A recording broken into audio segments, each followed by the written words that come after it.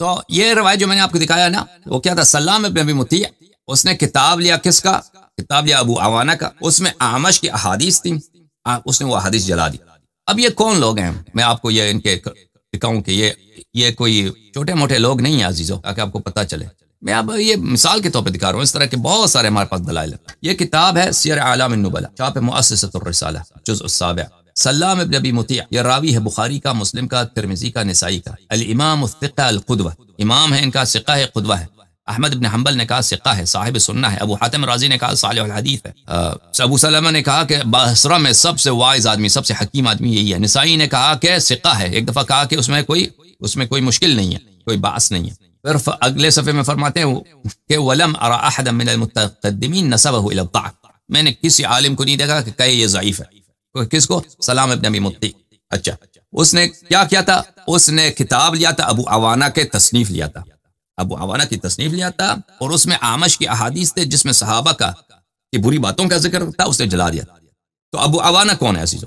کتاب سیر اعلام النبلاء جز نمبر 8 صفحہ نمبر 217، ابو عوانہ۔ ابو عوانہ عین یعنی یہ بخاری، مسلم، ترمذی، نسائی، ابو ماجہ اور ترمذی یہ سب اس سے روایت کرتے ہیں، 6 کے 6 سے روایت کرتے ہیں، کتب ستہ۔ والامام الحافظ الثبت محدث البصرہ، بصرہ میں سب سے بڑا محدث اس زمانے میں یہی، اس کا نام ہے الوضاح ابن عبداللہ الیشکری الواسطی البزاز۔ یہ کپڑوں کا کاروبار کرتا تھا، بزاز تھا، لیکن یہ علم حدیث میں اپنے زمانے کا سب سے بڑا۔ کہا احمد ابن حنبل نے فرمایا یہ صحیح الکتاب ہے۔ عفان ابن مسلم نے کہا ابو عوانہ صحیح الکتاب ثبتا کثیر العجم والنقط، کتاب میں یہ سب اس زمانے میں نقطے نہیں ہوتے تھے نا، یہ نقطے بھی لگاتا تھا اپنی کتاب، کثیر العجم، عجم بھی ہوتے ہیں نقطوں کو، یہ کتاب میں علامات لگاتا تھا، نقطے لگاتا تھا تاکہ حدیث میں کوئی غلطی نہ ہو۔ تو اس شخص کا کتاب لیا کس نے؟ سلام ابن ابی مطیع نے۔ اس میں کس کی احادیث تھے؟ اعمش کی احادیث تھی۔ اعمش کون ہے؟ سیر اعلام النبلاء چھاپ مؤسسۃ الرسالہ جزء 7، یہ اعمش ہے۔ سلیمان ابن مہران صفحہ نمبر 226، سلیمان ابن مہران الامام شیخ الاسلام شیخ المقرئین والمحدثین، قراء کا بھی شیخ ہے، محدثین کا بھی سب سے بڑا عالم ہے۔ اس نے انس ابن مالک سے بھی اس کی ملاقات ہے، یعنی تابعی ہے، خود انس سے خود روایت کیا اس نے، وہ اتنا بڑا عالم، بخاری مسلم سب اس سے روایت کرتے ہیں، ٹھیک ہے نا۔ سفیان ثوری نے کہا كان الاعمش اقرأهم لكتاب الله واحفظهم للحديث وعلمهم بالفرائض۔ سفیان ثوری کہتے ہیں، سفیان بن عیینہ نے کہا کہ اعمش قرآن کا سب سے بڑا قاری تھا، حدیث کا سب سے بڑا حافظ تھا، فرائض کا میں سب سے زیادہ افقہ عالم کون تھا؟ اعمش تھا۔ یحییٰ القطان نے کہا علامۃ الاسلام، مسلمانوں کا علامہ، عالم اسلام کا علامہ، اتنا زیادہ اس کی تعریف ہے بھائی۔ اب آتے ہیں دوبارہ اس حدیث کی طرف، اس حدیث کی طرف عزیزو، وہی حدیث جو اچھا حدیث نمبر 818، سلام ابن ابی مطیع نے عوانہ کی کتاب لیا اور اس میں اصحاب نبی صلی اللہ علیہ وسلم کا ذکر تھا۔ کیا ذکر تھا اصحاب نبی نے؟ اس کے کرتوت تھے نا۔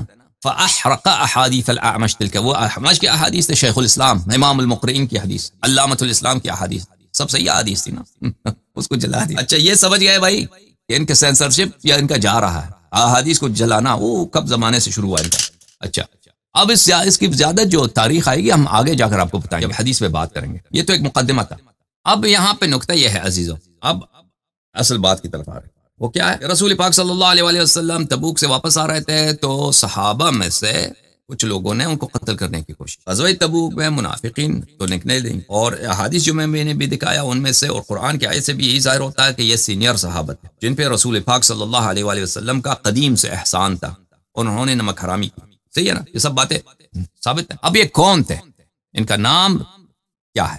وہ احادیث جلانے والے وہ چکر بھی تو ان کے ہیں، وہ بھی آپ کے ذہن میں رہے۔ اچھا اب یہ دیکھتے ہیں، المحلى بالآثار، تصنیف ابن حزم اندلسی، یہ ابن حزم جو ہیں ان کی وفات ظاہراً سنہ 450 کے لگ بھگ 454 یا 456 اس طرح مجھے یاد پڑتا ہے، ٹھیک ہے، تو یہ بہت پرانے ہیں۔ اس زمانے میں تو احادیث بہت سارے ہوتے تھے نا، احادیث کے کتب، احادیث جن کو ابھی تک جلایا نہیں گیا ہے، ان کے زمانے میں تو بہت ہے۔ یہ یاد رکھیے کہ یہ متاخرین علماء میں سے نہیں، بہت خود قدیم علماء میں سے یہ جو ہے ابن حزم ہے۔ المحلى بالآثار الجزء الثاني عشر، چھاپ دار الکتب العلمیہ سنہ 1425 میں چھپی ہے کتاب، یہاں پہ صفحہ نمبر 156، مسئلہ نمبر 2203 کیا فرماتے ہیں؟ ومن طریق مسلم حدثنا زہیر ابن حرب، مسلم ابن حجاج نیشابوری کے طریق سے زہیر ابن حرب نے ہمارے لیے حدیث کی ہے، اس نے روایت کی ہے، اس نے کہا انبأنا احمد الکوفی، احمد کوفی نے ہمیں حدیث کی ہے، اور انہوں نے روایت کی ہے الولید ابن جمعی. ولید ابن جمعی میں نے دکھایا تھا مسلم میں نے کہا اس کو ذہن میں رکھو. قال ابو الطفیل حدثنا ابو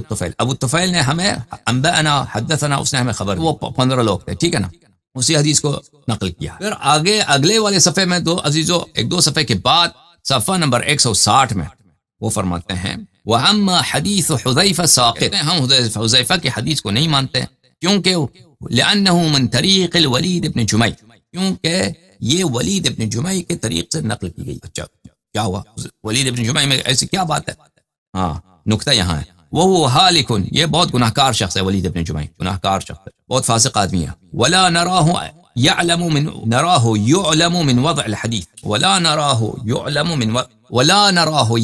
من وضع الحديث، ہم نہیں جانتے ولا نراہ يعلم من وضع الحديث، ہماری رائے میں اس کو پتہ نہیں تھا کہ حدیث کو کس نے وضع. ولید ابن جمعی کو پتہ نہیں تھا کہ کس نے حدیث کو، جھوٹی حدیث کو کس نے بنایا ہے. فإنه قد روى، بس بتحقیق کہ ولید ابن جمعی نے حدیث روایت کی ہے اخباراً بہت سارے احادیث، ان احادیث میں یہ موجود ہے فیہا ان ابا بکر، کہ ابو بکر نے، عمر نے، عثمان نے، وطلحہ نے، سعد وقاص نے ارادوا قتل النبی صلی اللہ علیہ وآلہ وسلم والقاءه من العقبة فی تبوک، ان لوگوں نے ابو بکر، عمر، طلحہ اور سعد بن وقاص، سعد بن مالک، انہوں نے ارادہ کیا تھا کہ نبی کریم صلی اللہ علیہ وآلہ وسلم کو قتل کر دیں اور ان کو تبوک میں پہاڑی میں سے گرا دیں. یہ جملہ یاد رکھیں، پرانے زمانے میں احادیث بہت تھیں، ان احادیث کو جلایا گیا ہے، ختم کیا گیا ہے. پورا جو طریقہ کار ہے وہ صدیوں سے جاری ہے. لیکن ابن حزم شہادت کیا دے رہا ہے؟ شہادت دے رہا ہے کہ ولید ابن جمعی تو بڑا گناہ کار آدمی ہے، اس کو خود بھی پتہ نہیں احادیث کو کس نے وضع کیا ہے. کون سے احادیث؟ ہاں وہ اس نے بہت سارے اخبار نقل کیے ہیں، ان اخبار میں اسم مذکور ہے، ان حدیث میں اسم مذکور ہے کہ ابو بکر، عمر، عثمان، طلحہ، سعد بن وقاص، ان لوگوں نے، یہی لوگ تھے جنہوں نے قتل نبی صلی اللہ علیہ وآلہ وسلم کا منصوبہ بنایا اور کوشش کی کہ ان کو پہاڑی سے گرا کے شہید کر. پھر وہ کہتا ہے وَهَذَا هُوَ الْكِذْبُ الْمَوْضُوعُ، یہ کذب ہے، یہ جھوٹ ہے. یطعن اللہ تعالی واضعہ، اللہ تعالیٰ جس نے جھوٹ کو بنایا اور اللہ تعالیٰ اس سے حساب لے گا. لیکن عزیزو یہ کہتا ہے یہ جھوٹ ہے. کیوں جھوٹ ہے؟ کہتا ہے ولید ابن جمعی نے روایت، اور ولید کو پتہ بھی نہیں ہے کہ کس نے اس کو حدیث کو بنائی. میرے عزیزو پہلی بات تو یہ ہے کہ یہ شہادت دے رہا ہے کہ ابن حزم کے زمانے میں اس میں بہت ساری احادیث تھی کہ اس میں اس کے نام موجود، ان گروہ نے جنہوں نے یہ کام کیے تھے ان کے نام موجود، ٹھیک ہے نا، ان کے نام موجود تھے کہ یہ لوگ نے لوگوں نے منصوبہ بنایا تھا قتل کرنے کا منصوبہ بنایا تھا، جن کا نام موجود ہے ابو بکر، عمر، عثمان، طلحہ، سعد بن وقاص، انہوں نے کوشش کی تھی قتل کرنے کی، تو ان کا نام ہمیں مل گیا. اب جہاں تک یہ بات ہے کہ ولید ابن جمعی خود جو ہے وہ کیا ہے، فاسد ہے، اس لیے کہ اس نے یہ روایت کی ہے، اس کا جواب اور یہ کہ اس کو خود بھی نہیں معلوم کہ ان حدیث کو کس نے وضع کیا. جہاں تک اس بات کا تعلق ہے کہ ولید ابن جمعی کو نہیں معلوم کہ کس نے حدیث کو وضع کیا، تو آپ نے سب آسانیت دیکھا کہ ولید ابن جمعی خود روایت کرتے ہیں کس نے، عامر ابن واثلہ سے. عامر ابن واثلہ خود صحابی ہیں، وہ کیسے ہوئی؟ یہ کیا بات ہوئی جناب ابن حزم کہ ولید ابن جمعی کو نہیں معلوم کہ کس نے حدیث، جھوٹی حدیث بنائی ہے. ولید ابن جمعی وہ تو خود صحابی سے نقل کرتا ہے. کیا آپ کے نزدیک یہی ہے کہ صحابی بھی حدیث وضع کر سکتا ہے؟ وہ تو سب اس نے کس نے نقل کیا ہے؟ ابو طفیل سے نقل کیا، ٹھیک ہے نا. پہلی یہ بات تو بالکل باطل ہے. دوسری بات، جہاں ان کی جو بات ہے میرے عزیز کے ولید ابن جمعی گناہکار آدمی ہے، فاسد آدمی ہے، کس لیے؟ اس لیے کہ اس نے احادیث نقل کی ہے. دیکھیں جو جرح ہوتا ہے میرے عزیزو، ہمیشہ جرح کا سبب پوچھنا پڑتا ہے. جرح بدون سبب، کسی راوی کو جرح کرتا ہے بدون سبب کہ وہ فلانی فاسق ہے، فاجر، اس کی جرح بالاجماع غیر مسموع ہے، غیر مقبول ہے، ٹھیک ہے نا. فلانی شخص ضعیف ہے، فلانی شخص فلان ہے، فلانی شخص کی حدیث کی کوئی اہمیت نہیں ہے، وہ تو سب جانتے ہیں کہ اس کی غیر مسموع ہے. سبب اس نے بتا دیا ابن حزم نے. سبب کیا ہے؟ سبب اس کی نہیں کہ وہ جھوٹا آدمی، سبب اس لیے کہ اس نے صحابہ کے خلاف، صحابہ کے نام لے کر اس نے حدیث نقل کی ہے کہ انہوں نے نبی صلی اللہ علیہ وسلم کو قتل کرنے کی کوشش کی. صرف اس کا جرم اتنا ہے.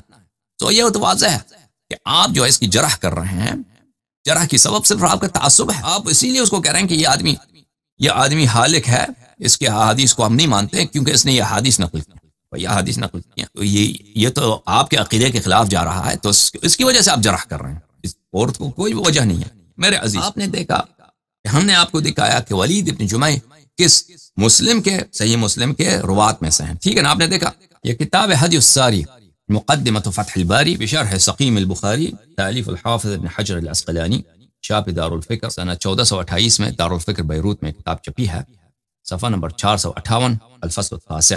وَيَنبَغِي لِكُلِّ مُنصِفٍ، ہر منصف انسان کو یہ پتہ ہو کہ جب کوئی صاحب صحیح یعنی بخاری مسلم جو صحیح کے مصنف کسی بھی راوی کی حدیث نقل کرتا ہے تو اس کی روایت اس بات پہ دلالت کرتی ہے کہ وہ شخص اس کے نزدیک عادل ہے اور وہ صحیح و ضبط ہے اور وہ حدیث سے غافل نہیں ہے، ٹھیک ہے نا۔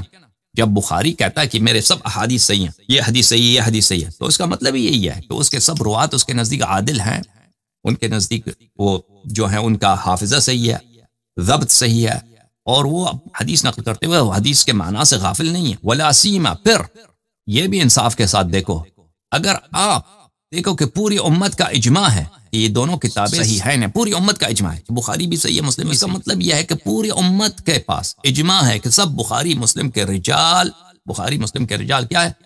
بمثابت اطباق الجمہور على تعدیل من ذکر فیہ، کہ سب بخاری مسلم کے سب رجال کیا ہیں؟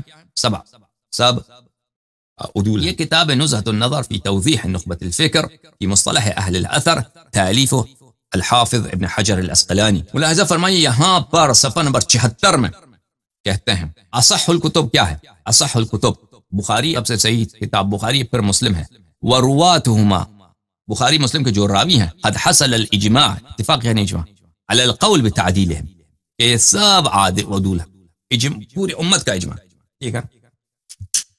وہ شیعوں کو تو امت سے مانتے نہیں ہیں نا، وہ کہتے ہیں پوری امت کا اجماع۔ یہ کتاب قطر الولی علی احادیث الولی، تالیف الشوکانی، چھاپ دار الکتب الحدیثہ بمصر۔ یہاں پہ ملاحظہ فرمائیں صفحہ نمبر 230 میں وہ بخاری و مسلم کی کوئی حدیث نقل کر کے کہتے ہیں لا حاجت لنا فی الکلام علی رجال اسناد، اس حدیث کے سند پہ ہمیں بحث کرنے کی ضرورت نہیں ہے، فقد اجمع اہل هذا الشأن ان احادیث الصحیحین او احدہما، سب علم حدیث کے علماء نے سب کا اجماع ہے کہ احادیث بخاری مسلم یا ایک بخاری صرف بخاری یا مسلم کے جو احادیث ہے کلھا من المعلوم صدقہ، اس سب کے احادیث جو ہیں سب کے سب احادیث صحیح ہیں، بالمقبول المجمع علی ثبوتہ، اور سب کے سب کیا ہیں؟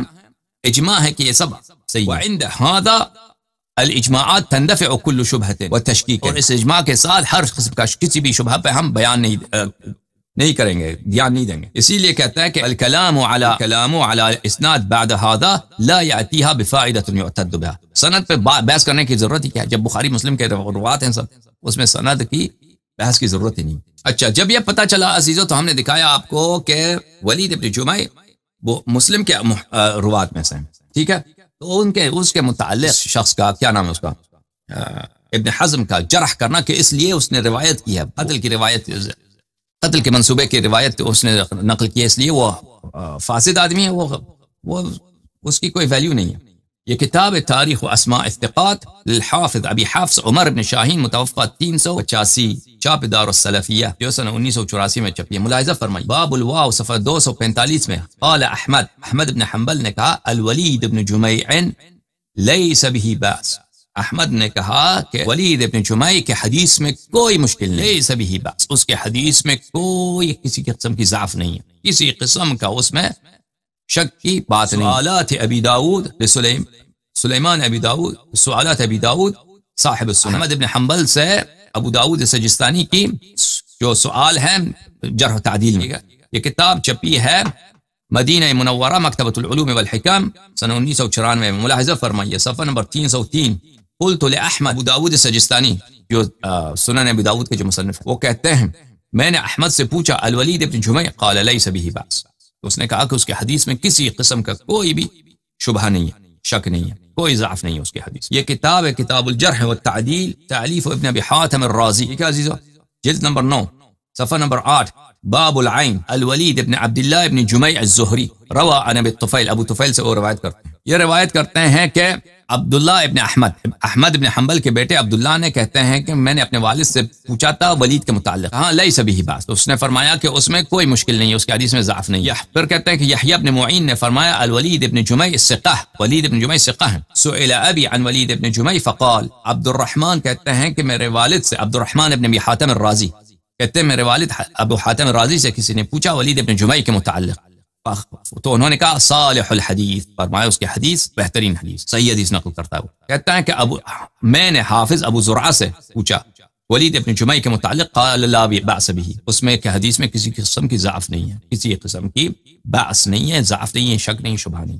یہ کتاب ہے طبقات الکبریٰ لابن سعد، المجلد السادس، چاپ دار صادر بیروت۔ یہاں پہ الولید ابن جمعی، ولید ابن عبداللہ ابن جمعی الخزاعی من انفسهم، یعنی قبیلہ بنی خزاع میں سے، وہ خود بنی خزاع میں سے، موالی بنی خزاع میں سے نہیں ہے۔ وکان ثقۃ وله احادیث، ثقت ہے اور احادیث بھی انہوں نے نقل کی ہیں۔ تہذیب الکمال فی اسماء الرجال، مجلد نمبر 31 سنہ 1992 میں چھپی ہے، مؤسسہ رسالہ بیروت میں، صفحہ نمبر 35۔ ولید ابن عبداللہ ابن جمعی الزہری الکوفی، بخاری نے بھی اس سے روایت کیا، یعنی بخاری نے روایت کی ہے ادب مفرد میں، مسلم نے روایت کیا اس میں اپنی صحیح میں، ابو داؤد، ترمذی، نسائی سب نے اس سے روایت کی ہے، ٹھیک ہے نا۔ اچھا، احمد ابن حنبل سے روایت ہے کہ لیس بہ باس، اس کی حدیث میں کوئی مشکل نہیں۔ یحییٰ ابن معین نے اس کی توثیق کی ہے، اجلی نے بھی اس کی توثیق کی ہے، ابو زرعہ نے کہا اس کی حدیث میں کوئی مشکل نہیں، ابو حاتم نے کہا صالح الحدیث ہے۔ عامر ابن علی کہتے ہیں کان یحییٰ ابن سعید لا یحدثنا ولید ابن جمعی، یحییٰ ابن سعید ولید ابن جمعی سے حدیث نقل نہیں کرتے تھے، لیکن بعد میں وہ انہوں نے اس سے پلٹ گئے مرنے سے پہلے، پھر بھی انہوں نے شروع کیا تھا حدیث نقل کرنا ولید ابن جمعی سے، یعنی ان کی رائے بدل گئی تھی کہ یہ ثقہ۔ ابن حبان نے ان کو کتاب ثقات میں ذکر کیا ہے، بخاری نے ادب مفرد میں ان سے روایت کیا، اور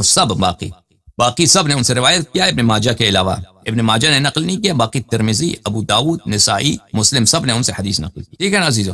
تو اس کا نتیجہ کیا ہوا؟ نتیجہ یہ ہوا عزیز کہ صحیح حدیث کے ساتھ ثابت ہے کہ صحابہ نے غزوہ سنہ 9 ہجری میں تبوک سے واپسی پر انہوں نے رسول پاک صلی اللہ علیہ وسلم کو قتل کرنے کی کوشش۔ ہمارے پاس جو معروف مشہور کتب فی الحال ہیں اس میں ذکر نہیں ہے، نام نہیں ہے کہ کون صحابہ تھے، لیکن اس سے پتہ یہ چلتا ہے کہ صحابہ سینئر صحابہ جن پہ رسول اللہ صلی اللہ علیہ وسلم اور اللہ کا احسان بڑھا، انہوں نے نمک حرامی کی تھی اور قتل کرنے کی کوشش۔ ابن حزم کے جو سنہ 450 کے لگ بھگ ان کی وفات ہے، وہ فرماتے ہیں ہمارے زمانے میں ایسے احادیث، بہت سارے احادیث ہیں ولید ابن جمعی سے، جس میں ذکر ہے کہ وہ قتل کرنے والے لوگ کون تھے؟ ابو بکر تھا، عمر تھا، عثمان تھا، طلحہ تھا اور سعد بن وقاص تھے، ان میں شامل تھے، لیکن وہ حدیث صحیح نہیں ہے، اس لیے کہ ولید ابن جمعی نے ان کو روایت کی لیکن ولید ابن جمعی تو ثقہ ہے، رجال مسلم میں سے، رجال مسلم سب بالاجماع آپ کے نزدیک عادل ہیں، اور آپ کی جو جرح ہے وہ جرح صرف اسی لیے ہے کہ اس نے یہ حدیث نقل کیا، کیونکہ ولید ابن جمعی تو بہت پرانا ہے، اس نے